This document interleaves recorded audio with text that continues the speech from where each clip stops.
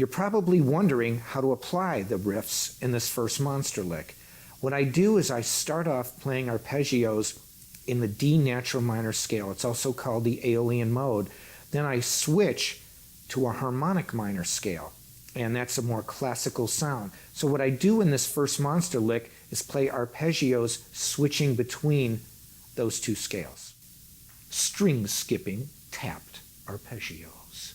The next series of exercises you're going to learn is a technique that I've used for a long time. You can hear these kinds of arpeggios on all of my solo albums. What I do is instead of going straight up and down on an arpeggio, I actually start on the fifth, move down to the tonic, up to the third. So instead of 1, 3, 5, it's 5, 1, 3. And what I do is I start on the fifth string, move to the third string, go to the first string, and then back down.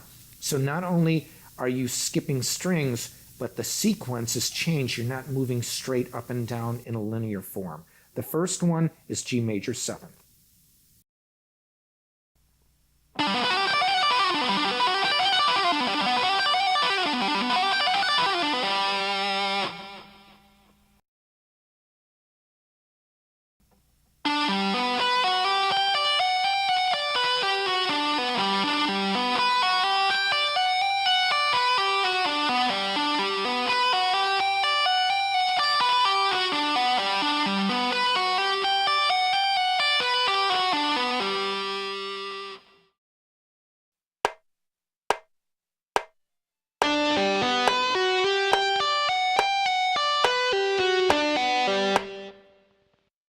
The next arpeggio is E minor 7th, and it goes like this.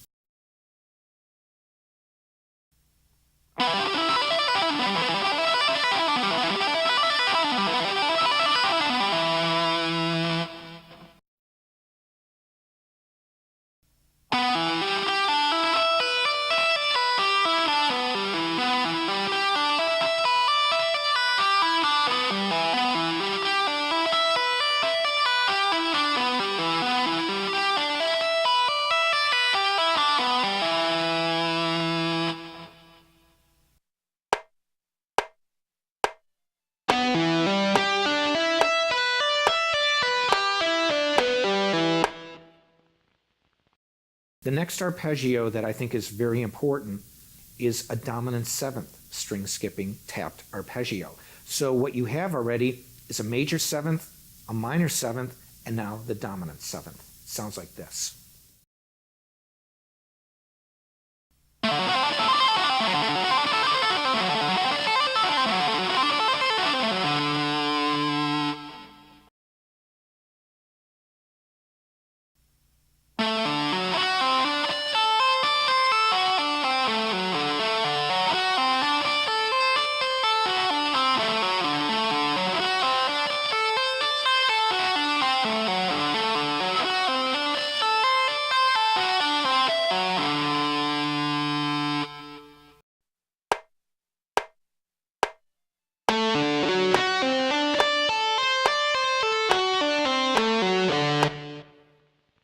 We have a diminished string skipping tapped arpeggio.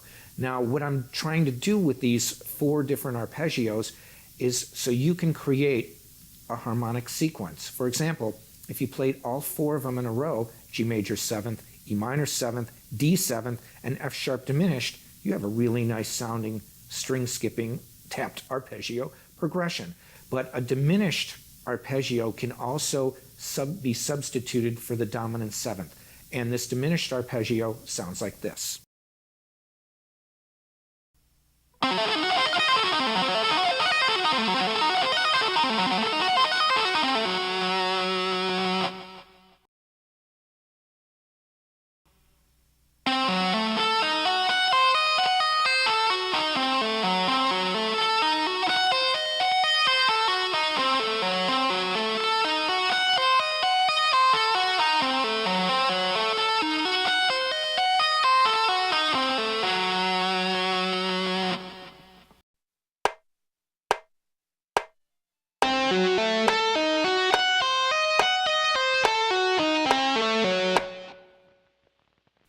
Exercise 23 is based on the Phrygian dominant mode.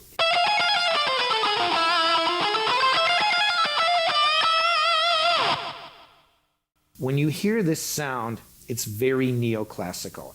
What I did in this riff is I made it a long one. So you start on the 12th fret, go to the 16th, and move it all the way down to the 1st fret and eventually an open E chord. Here it is.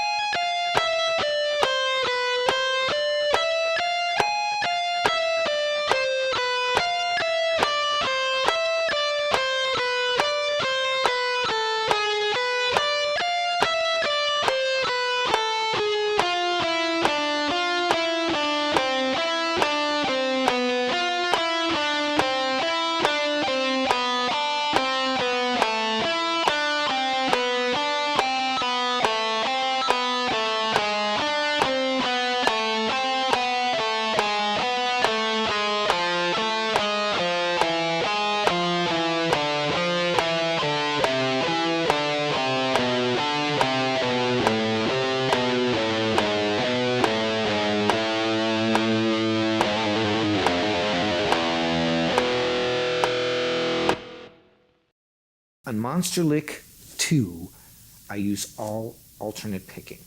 And I do a couple things on this solo that are kind of trademarks of mine. When I start low, everything is all alternate pick. But instead of progressing just straight up a scale, I like to refer to what I call like backtracking, where I'll play up, then I'll move back down, then I'll move back up again. And when I ascend up the fretboard, I'm actually playing patterns that descend, so I'm moving higher, but the notes are moving lower. Now, when I get up higher on this, and I'm starting on the 15th and 16th and 17th frets, I move up, and then I change pickup positions. So I'm playing on the back pickup, or a lot of people refer to that as the lead pickup, and right in the middle of the solo, I flick the switch, and I do a vibrato. And again, if you're playing with good technique, your thumb should be behind the neck. But once you do that vibrato, put your thumb over that neck and hit it hard. Also, when I play this first vibrato, I bend it up a major third. So it's something that you're really going to have to work at. And to keep it in tune, it's not just a 2-fret bend.